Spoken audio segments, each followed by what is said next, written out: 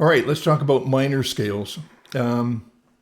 So far we've talked about the relative minor scale or the Aeolian mode. So if I were to play a C major scale,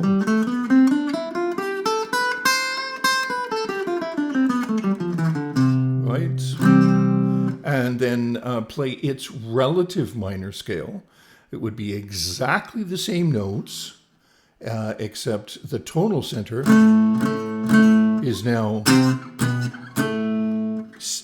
A instead of C.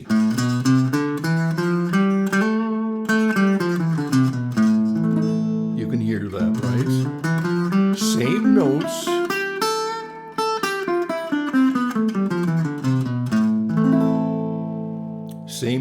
but a different scale because we're using a different scale's a tonal center. Now, tonal center basically also means we're in a different key. So we may have started in C because we started on a C note, but when we move down to the A, we're now in the key of A minor. No longer in the key of C, even though we're using the same notes, right? No longer in the key of C because we have changed the tonal center. That's what it's all about. Okay, so now we've got a natural minor scale. If we harmonize the natural minor scale, as you can see here, we have a 4 minor chord and a 5 minor chord. So this results in a very sort of passive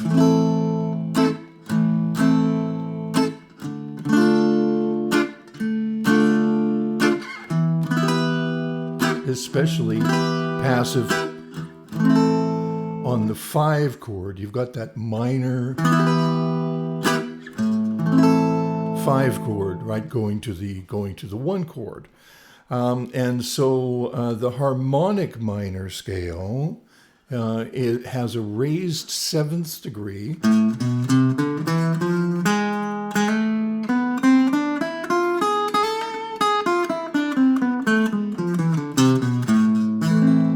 And that raised 7th degree was not to make the scale sound more Persian. The reason for the raised 7th degree was to give us the leading tone to the 1. And that same leading tone is going to create now a major chord. And I'm playing it as a 7th because that's the most common. So you can hear how that resolution is strong.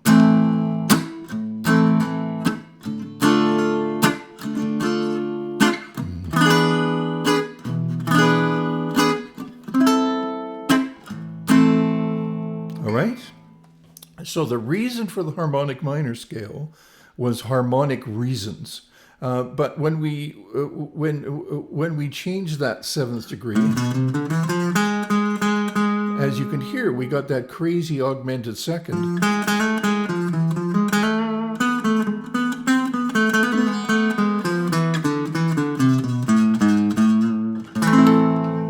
And that augmented second makes it sound pretty Middle Eastern. Quite an ethnic quality about the sound. And so the melodic minor scale was created to remove some of that strong quality, and so we raised the 6th degree of the A natural minor scale as well, giving us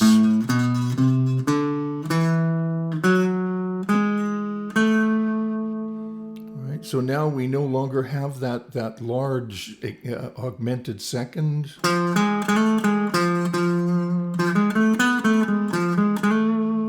Now that becomes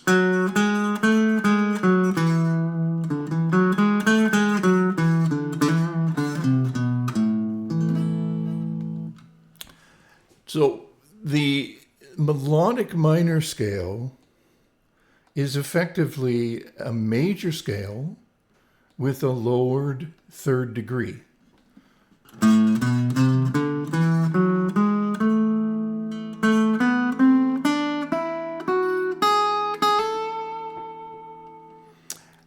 And it compositionally speaking, or in terms of how the scale behaves with motion, it was decided that in more having to do with classical harmony, it was decided that the melodic minor scale ascending had all sorts of forward motion ascending, but if you came down the same scale,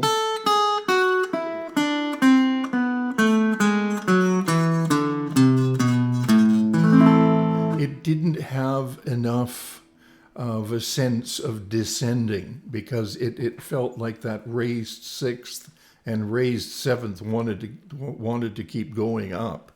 And so what ended up happening in this classical harmony is that the melodic minor scale became a hybrid of two scales. The melodic minor scale ascending with the natural minor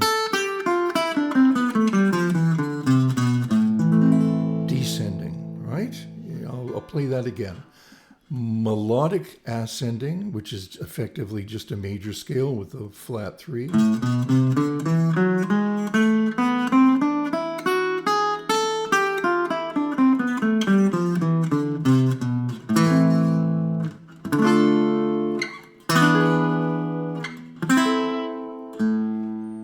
All right. So that's a little bit of theory. The thing with theory is this. These are things you have to know as a musician, right? Musicians know this stuff, and but putting it into practice, stylistically speaking, is a whole other ball game. So when you want to get around the fretboard and when you want to understand how things work, this is for you. This is taking the theory of and language of music, which has been developed over centuries and centuries, and it's taking that and putting it down on the fretboard, so you understand it not only with a intellectual understanding, but also with a visceral understanding on the fretboard, on the guitar as an instrument. When it comes to playing the melodic minor scale, take your major scales up and down the fretboard and lower the 3. Then you're going to have a melodic minor scale.